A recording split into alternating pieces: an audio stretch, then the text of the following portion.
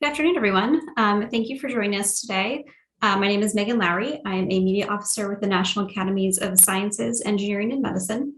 Thank you for joining us this afternoon for a webinar on the report that was just released last week titled Advancing the Framework for Assessing Causality of Health and Welfare Effects to Inform National Ambient Air Quality Standard Reviews. You can now download a copy of the report and other supporting materials at www.nap.edu, and that link will also be available through a QR code throughout the presentation. And a recording of this webinar will be available in the coming weeks. For those of you who are not familiar with the U.S. National Academies of Sciences, Engineering, and Medicine, we are private nonprofit institutions that provide independent, objective analysis and advice to the U.S. to solve complex problems and inform public policy decisions related to science, technology, and medicine. For each requested study, panel members are chosen for their expertise and experience, and they serve pro bono to carry out the study statement of task. The reports that result from this study represent the consensus view of the entire committee and must undergo external peer review before they are released to the public, as did this report. Before I introduce a few members of the committee that wrote the report who are joining us today, I'll just go over a few quick reminders. Please note that this webinar is scheduled to last 1 hour, so we'll start off with the presentation first, and then we'll open it up to any questions you may have once the presentation is over. For questions today, we will be using Slido. So to ask a question, just type it into the box below or to the side of your video player, and you can submit a question at any time during the presentation. So now I'll introduce the committee members who are here with us today. We have Ted Russell, the Howard T. Tellefson Chair and Regents Professor of Civil and Environmental Engineering at Georgia Institute of Technology. Elizabeth Stuart, Executive Vice Dean for Academic Affairs and Bloomberg Professor of American Health at Johns Hopkins Bloomberg School of Public Health. And Richard Smith, Mark L. Reed III, Distinguished Professor of Statistics and Professor of Biostatistics at the University of North Carolina at Chapel Hill. And with that, I will turn it over to Dr. Russell.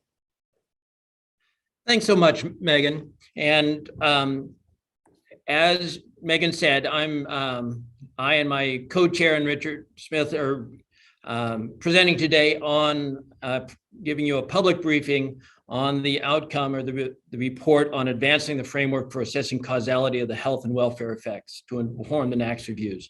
Next slide. Next, there we go. And as said, I'm Ted Russell from Georgia Tech, joined today by Liz Stewart and Richard Smith. Next slide. But obviously, we were not the only 3 people who were part of developing this report. I have listed here all the report committee in its entirety, and it wasn't just the wonderful committee members, it was also the NASEM staff that were very much part of being able to provide this report and this briefing today. So I want to thank everybody, the committee and the staff, for making this all possible. Next slide, please. So as said, the committee was given a statement of tasks worked out between the EPA and NASEM, and it's briefly given here. I'm not going to go into the details in that we only have 1 hour today, and I want to make sure that we have as much time for the briefing and the questions and answers afterwards. But fundamentally, what EPA requested of us was to investigate the framework that's being used as part of the NAAQS process for determining causality, linking some exposure to a various health or welfare outcome. And this is part of the EPA NAAQS review that they go for each of the different criteria pollutants. There's more details in terms of the specific questions that we were asked and specific tasks on the right-hand side, and we'll go through those as we give this briefing to you today. Next slide, please. So as I noted, and as the task request, is that we were asked to look at the framework that's used as part of the causality determinations as part of the integrated science assessment. The ISA, or as we will call it, is part of the process of the NAAQS review that's done for each of the different criteria pollutants. And there's some very important things about this, is that really this is very much a science-based determination. And it comes near the end of near the beginning of the process, not the very beginning. And what's actually not shown here, but we'll refer to it, is there's also a preamble to the integrated science assessment that lays out the framework. And that's really what we studied that. We actually looked through the whole process, how it's written up in the framework, as well as how it's used in the ISA themselves. Next slide, please. So the approach that we took to investigating this was very much, we studied the framework as it's laid out in the preamble and how it's been employed in the recent ISAs. We also, as part of this, looked at methods from 9 different frameworks that are used in various other committees and panels, both nationally as well as internationally, to see how they compare, to see the advantages and ways in which they could inform the process. And we also engaged a variety of experts from around the stakeholder community at multiple levels, both agency as well as private sector, and they had a variety of perspectives. And we included both individuals at EPA, critics, etc., and looking at both people who use it and directly, as well as those who have been involved in the criticisms and comments on it in the past. Next slide, please. So looking through our task, one of the first questions was the approach used, is it appropriate? And one of our conclusions was that seldom will you actually have a single study that will be definitive. So given the variety of different types of evidence that are used in making this causality determination between an exposure and an outcome, that a weight of evidence approach allows EPA to look at and draw conclusions from a variety of different disciplines. And this is what's required by the Clean Air Act. Having said that, we did find that increased transparency in how you actually apply the weight of evidence approach would actually provide increased confidence and understanding in how these causal determinations are made. And it would also help support other conclusions made as part of the ISA as well. Next slide, please. So this is all put together, and when you look at the formal framework as it's actually employed, they have 5 different causal categories as shown here, and they range from not likely at the bottom to a causal relationship at the top. The specifics of those are given on the right-hand side, but it provides these 5 levels are supposed to indicate the strength of this relationship and the uncertainty. Next slide, please. So one of the second conclusions was that we did find that the 5 causal categories that are used, and I just showed, are able to actually characterize the strength and the uncertainties in the causality determinations as made by the ISA assessments. The granularity is both meaningful as well as defensible, and we also find that the likely causal category is distinct from the other categories as well. Next slide, please. One of the questions we were specifically asked was if the framework itself is appropriate for addressing both health and welfare effects. And we find that this same framework with the same 5 categories can be used and it is adequate for guiding causal determinations for both health and welfare, as long as the comprehensive and well-defined scientific questions are laid out at the beginning, such that you're addressing the questions, and this could be as part of the IRP or some other part of the process that are really made to the questions are appropriate for use in developing the ISA and in bringing forth those causal determinations. Next slide, please.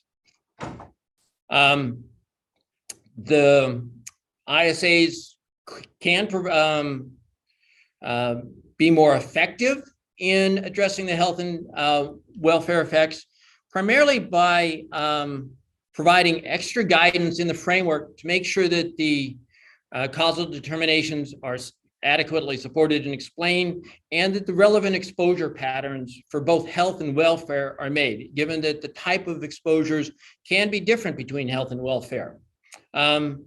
They should be modified to be more relevant make sure that they are relevant to the scientific questions that are important for the NAAQS review process. And it should also look towards the future, recognizing that the future may difference in the past, so they should provide guidance on how to consider future changes in terms of how atmospheric processing may change the exposure to outcome processes. So with that, I'd like to pass it off to the Richard Smith. All right, thank you. Next slide, please. So as Ted already explained, the committee supported the overall weight of evidence approach that EPA adopts and supported the 5 causal categories, but did express a number of recommendations related to the transparency of the process. And what I'm going to go through is the first couple of recommendations that the committee made. One issue that the committee looked at was heterogeneity in response. Now, to give you a bit of background here, the Clean Air Act, which is the act of Congress that essentially lays out the whole process for the EPA to follow, that emphasized that in addition to setting standards that are requisite to protect the public health, that's the wording from the Clean Air Act, it also recommended that sensitive subgroups, that EPA should give particular attention to sensitive subgroups, which is typically interpreted as meaning people with health conditions, or the very old or the very young, or things like that. And that implies the question of heterogeneity in response, which would mean that different groups of people might respond to air pollution in different ways. And the committee, what we did, we looked at we were primarily focused on the preamble, but we also looked at some of the recent ISAs to see how the preamble had actually been interpreted in practice.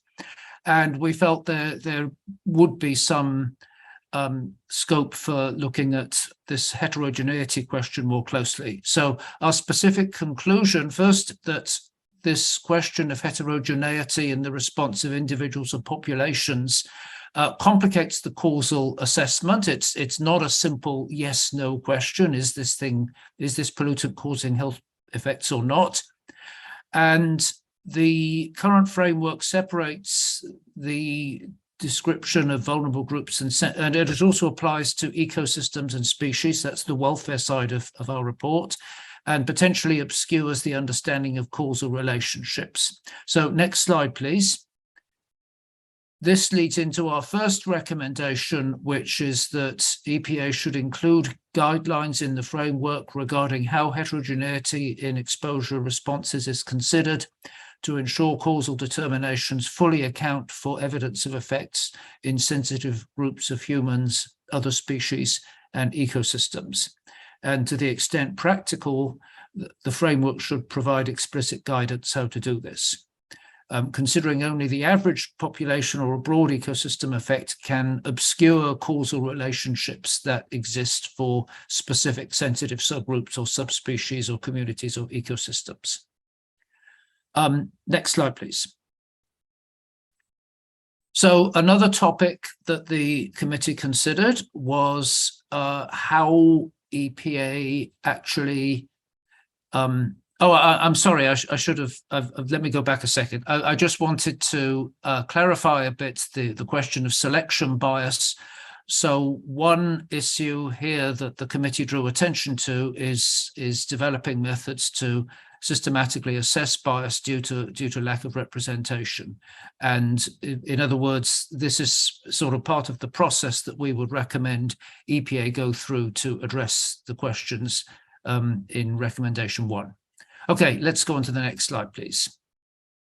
Thank you. So the next issue that the committee recommended on was about study quality evaluation.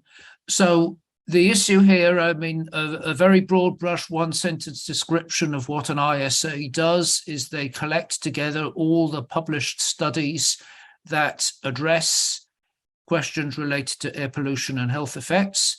And then they try to evaluate what they say in order to come up with a weight of evidence evaluation. So a critical part of this is how does EPA select the studies in the first place? And having been on the committee, we hear complaints that they, from time to time, that people say, well, one study was omitted, or why was this study included, etc. So we thought that this was one issue where EPA could be a bit more transparent about its process. And what we want to say here is that the preamble does address this question. It highlights the sort of features that would be important in determining whether a study is relevant, but it doesn't give much information about specific studies. Why was one study selected and another one wasn't? So if we could go to the next slide. So recommendation 2 is to include in the causal determination framework used for developing ISAs, include a set of foundational study design attributes and analysis approaches to be considered when selecting and evaluating studies, and to include discussion of what attributes were examined and how the resulting examination of individual studies actually influences which studies are selected. Clarify and systematize in a framework for causal determinations the aspects of a study that will be considered in assessing its relevance and quality. And we feel this could improve the transparency and replicability of the process. Next slide, please. So this is, again, following on from that, formalize criteria to study validity and the individualized use of tools for each ISA to implement those criteria. We noted that a number of formal tools have been developed with acronyms such as HAWK, PCOS, and HERO. I'm not going to try to explain what those are right now, but they're all tools that have been used by EPA.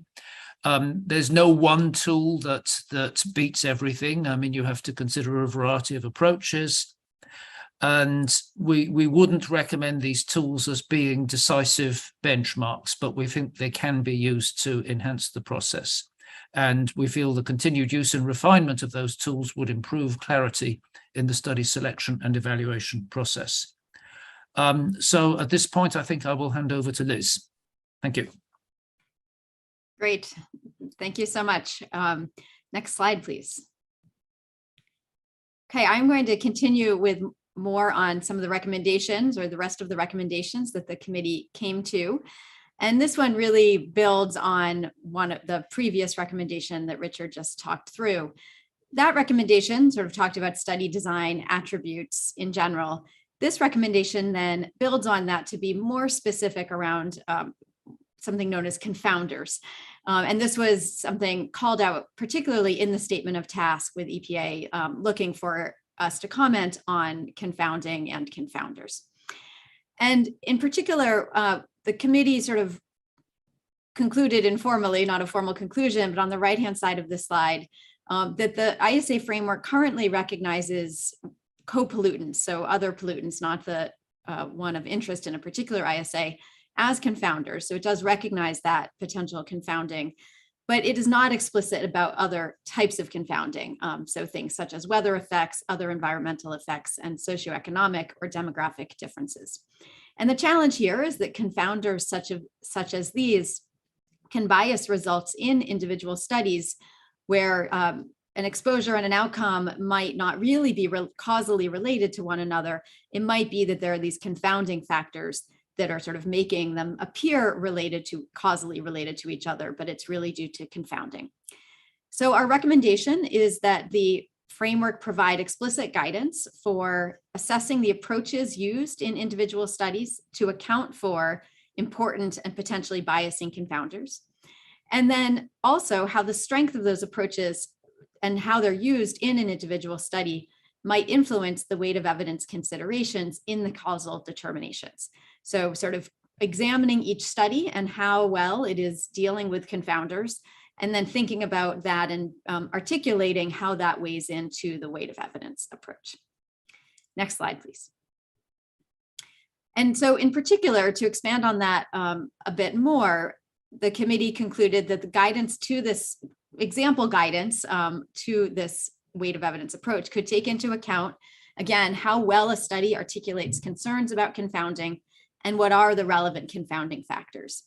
And here I will highlight that, as discussed in the report, there's not going to be one set of confounders that are sort of the official set of confounders for any study.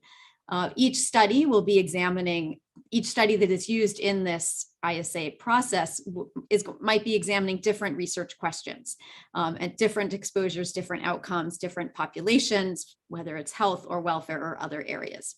And so it's very difficult up front to say that these are the 5 confounders that need to be dealt with in any one study. And so the idea here is that a study, though, should provide some framework, for example, a conceptual framework for the research questions that that study is examining, and then what potential confounders might be of that research question in that study. Once that is articulated, then it's important for the study and for the assessment of the study to examine whether the relevant confounders are observed and adjusted for in the study design and analysis approach, and whether that's done using scientifically meaningful and appropriate statistical methods. So again, sort of step 1 is identifying relevant confounders.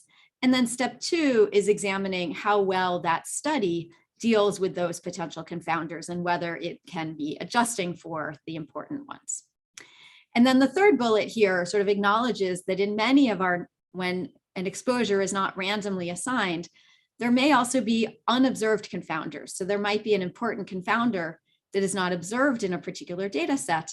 And so the framework could think through sort of how well a study examines robustness of study results to an unobserved confounder, or whether that unobserved confounder might change study conclusions, sort of assess include in the framework explicit discussion of this to consider how that should then influence that study in the weight of evidence, how that study sort of contributes to the weight of evidence conclusions.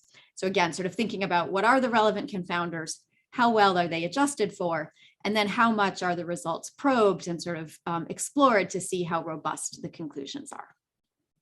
Next slide, please.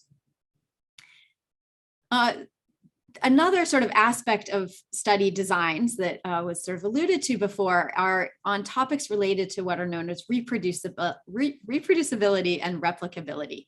And these relate also to the general topic of transparency of individual studies.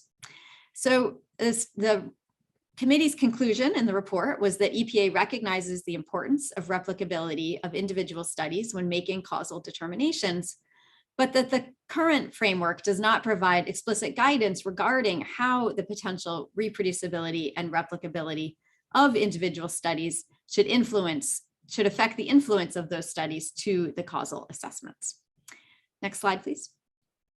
So to be a little bit more explicit, because these terms might not be familiar to all viewers, it's important to define them. So on the right-hand side, consistent with other National Academies reports and other literature, we defined replicability as that replicability indicates that consistent study results are observed across studies conducted with different data. And in some ways, this is inherent to the weight of evidence approach, which is looking across a range of studies to see what the sort of weight of evidence is saying about some relationships. Reproducibility refers to the ability to obtain the same results given the same data. So for example, does a research team make available the code used to run their analyses, or is the data available? Sort of how easy would it be for another research team to pick up the same data and obtain the same study results? So on the right, the committee concluded that EPA should investigate how study transparency, reproducibility, and replicability should influence the study quality and relevance assessment used in the weight of evidence approach, and provide guidance in the framework for how those aspects should be assessed when considering the individual study quality and relevance. Again, that's sort of consistent with then the left-hand side of this slide. The official recommendation stated that the framework could develop guidance for the framework. The recommendation is to develop guidance for the framework to assess individual study, documentation of data, methods, and assumptions, and again, how that assessment informs the influence of that study in the weight of evidence approach. Next slide, please. Again, sort of moving first to the right-hand part of this slide, one topic that the committee discussed, and as Richard sort of alluded to, there are some areas where there are very sort of quantitative, what are known as sort of formal risk of bias tools that are used to sort of turn the study assessment into a quantitative rating scale. The committee concluded that there is no evidence to show that application of these more formal methods for weighing evidence provides more reliable or better explainable results than the consensus approach incorporating expert judgment. So again, sort of we concluded that the weight of evidence approach, which combines assessment of the scientific literature with expert opinions and sort of expert judgment weighing that literature, is appropriate, and that there is no evidence to show that sort of a much more quantitative rating scale is appropriate at this point in time. That said, our recommendation recognizes that there are advances in these areas, and there are many other scientific contexts and related areas, including around the world, that are doing similar sort of weight of evidence type approaches, and that some of them are exploring different ways of conducting this process. And so our recommendation is that EPA monitor research in the scientific literature on evidence integration and the evolution of other frameworks used to assess causality. Basically to sort of continue to monitor that and to see if there are any emerging approaches or characteristics that might be adapted to improve the causal determinations over time, to improve the framework over time. So again, at this point in time, we were not recommending a movement towards that, but recognition that this is an evolving area and that it will be useful for EPA to continue to monitor it. Next slide, please. This slide again sort of goes into that in a little bit more detail, and again, sort of just highlighting that there are emerging areas of research that may be relevant in the coming years. Things such as, again, sort of formal meta-analysis, formal risk of bias tools, systematic review, and decision analysis. And the report sort of, again, sort of recognizes that we are not recommending moving towards these formal risk of bias or quantitative rating scales, rating approaches, but that, again, sort of over time, it might be worth examining and sort of considering all these different advances and what might be useful in the future.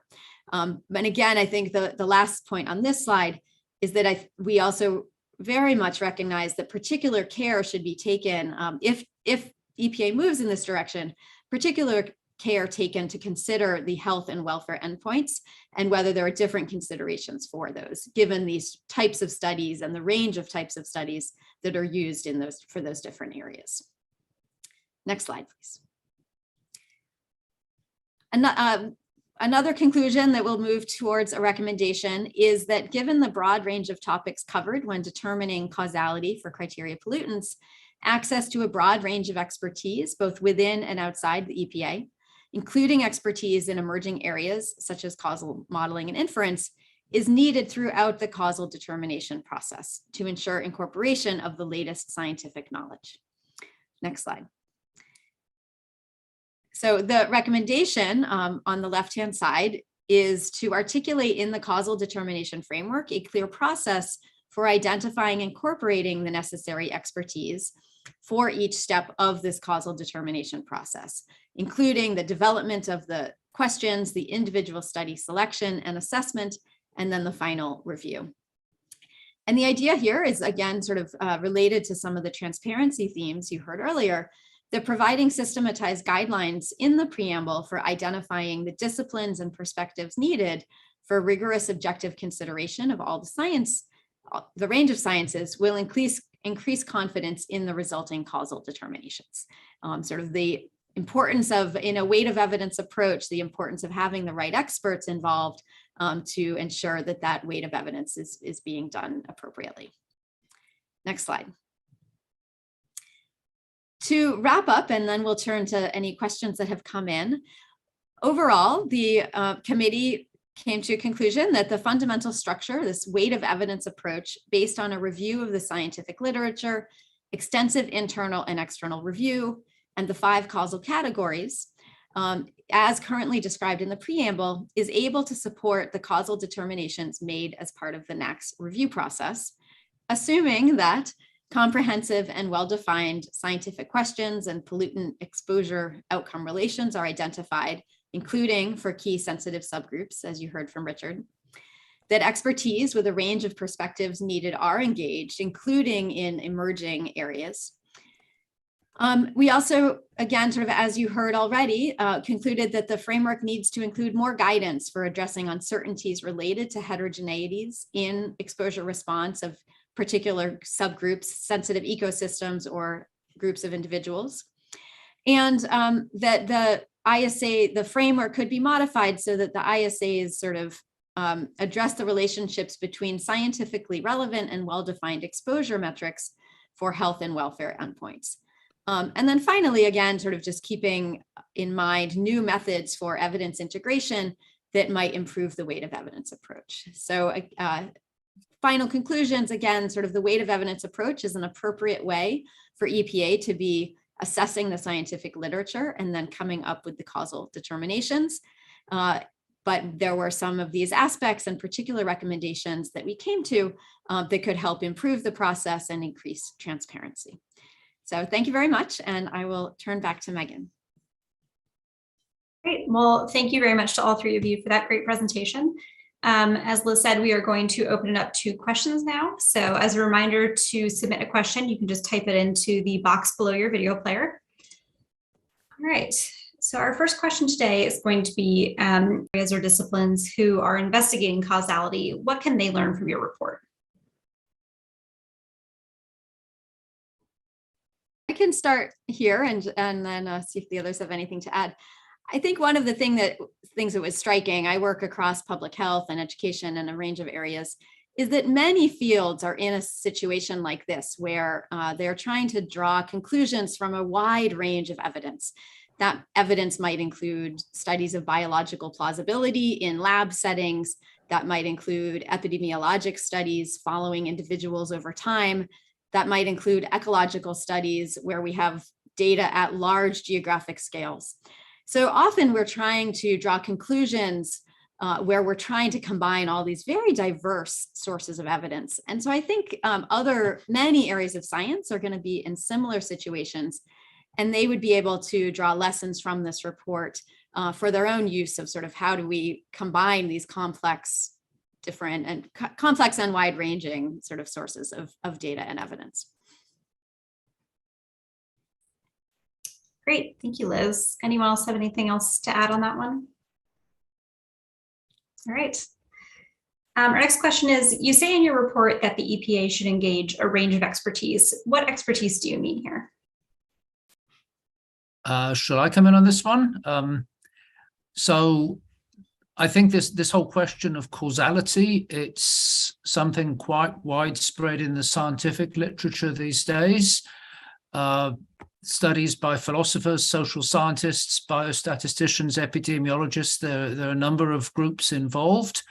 And these groups could be engaged to supplement perhaps the more traditional areas that EPA consults.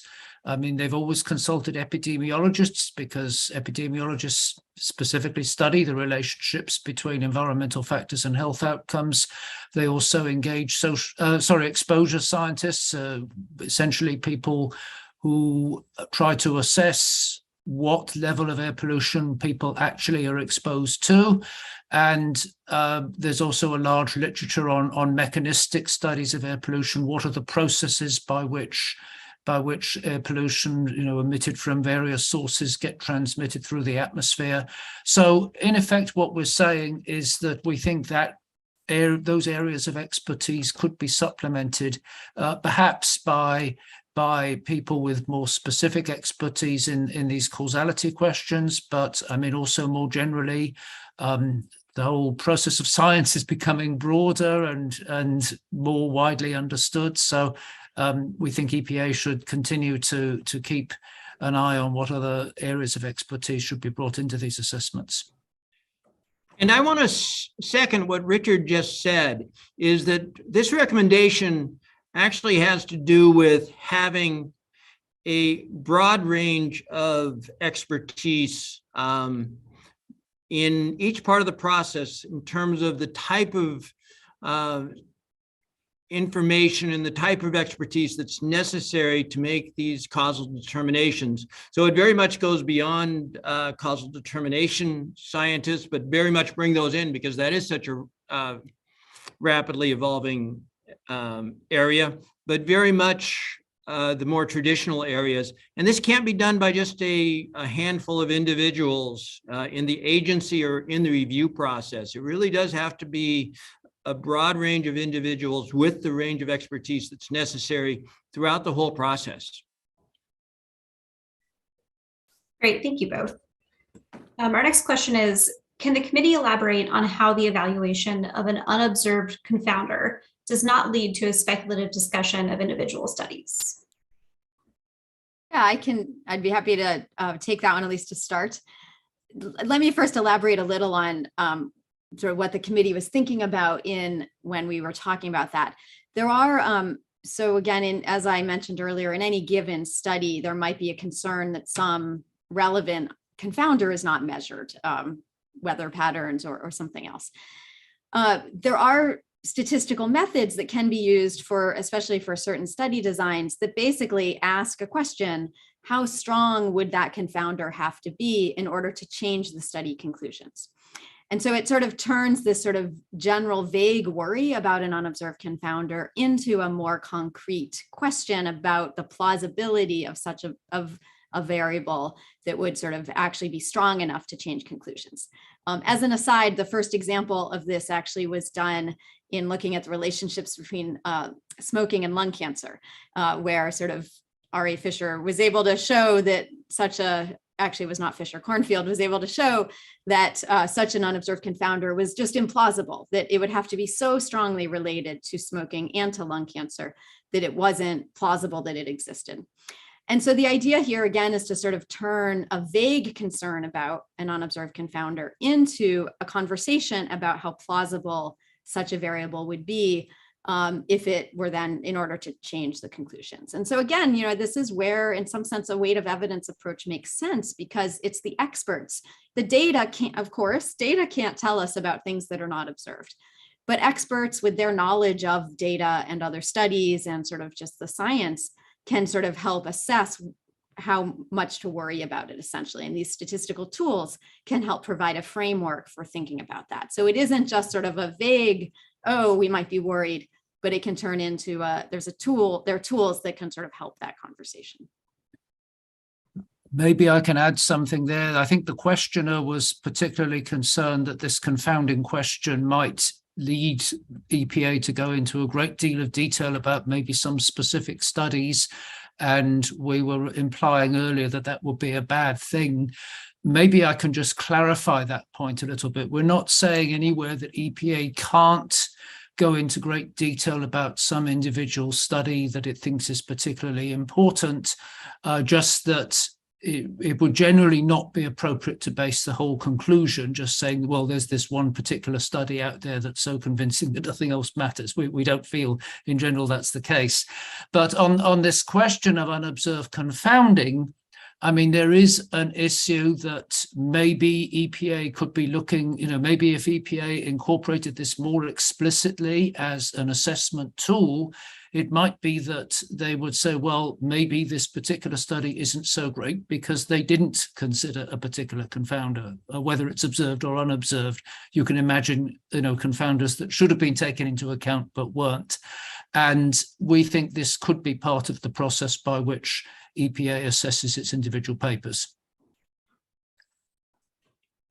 All right, thank you. We actually have a follow-up question to that last question, which is this related principally to epidemiology? how does the committee anticipate analysis for hundreds of studies?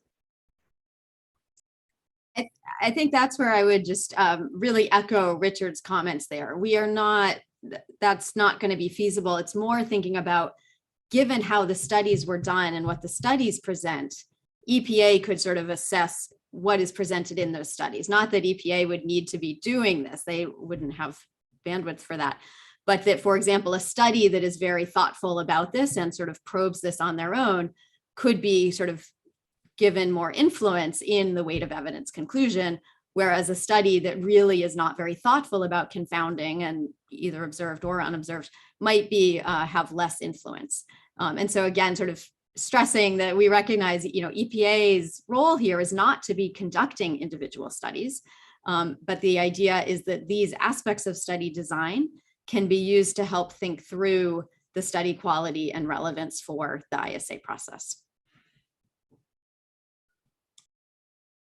Great, thank you. Our next question is, are there any major differences between how the framework should be applied to health versus welfare effects? So if I might, actually, so the frameworks can be the same. And in terms of using a weight of evidence process, that would also be similar. We very much understand that there's can be very major differences in the types of studies that might be performed to provide this, to essentially assess causal determinations. But it would still involve considering the range of science, be it laboratory science, field science in this case,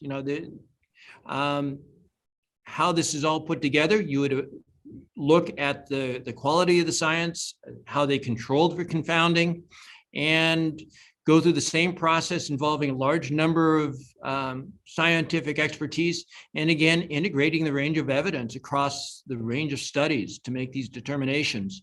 So the type of studies that would be involved can be different, but again, it's involving the range of expertise that's appropriate and informative on making these determinations.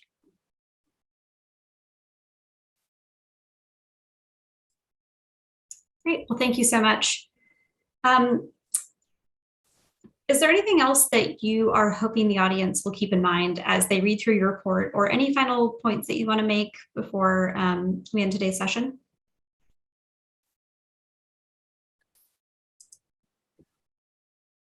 Well, maybe I can just suggest a couple of things. I think it was, I will say, it was a privilege to work with this committee. It was to be a member of it and to work with the other committee members. And I think overall, I think the committee members were a pretty high-powered committee. So I would recommend looking at I think the committee, although we had this very specific statement of task, which was essentially to advise EPA about its weight of evidence framework. On the way, we looked at a number of other issues, such as, what are the new developments in causal inference and epidemiology generally that are being taken into account.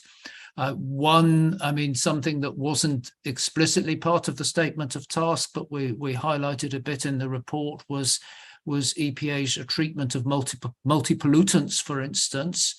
Which is, at the moment, EPA largely concentrates, largely because of the Clean Air Act, kind of has one standard for particulate matter, another one for ozone, another one for sulfur dioxide, and so on. There certainly is interest in, well, how do these different pollutants interact? And there's discussion of that in our report, and generally discussion of how modern thinking about causality affects science generally. So I would recommend people look at our report and don't think of it just as addressing the question of, is the next EPA standard being correctly assessed. That obviously was a major focus of it, but also think about how does this affect how we think of causality in science generally. Yeah, I'll just thank you, Richard. I totally agree with your comments. And I think just to, again, reiterate one of them, which is the really wonderful the range of expertise is on the committee. And I think I certainly learned a lot. And I think it comes through in the report that we had experts in ecology, and we had statisticians, and we had epidemiologists, and we have environmental exposure experts. And I think that really then came through in the report sort of being comprehensive and taking into account these different perspectives. And so I think it's unusual to get that range of scientific disciplines sort of in one place thinking about the same thing. And so would just encourage people to look at it with that lens, recognizing that diversity that went into it.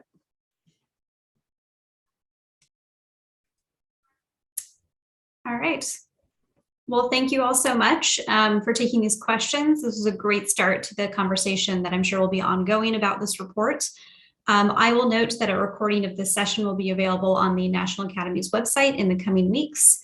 And once you exit this webinar, you'll be redirected to our report page. So with that, I would like to thank our speakers and thank our audience for joining us today, and hope everybody has a wonderful evening.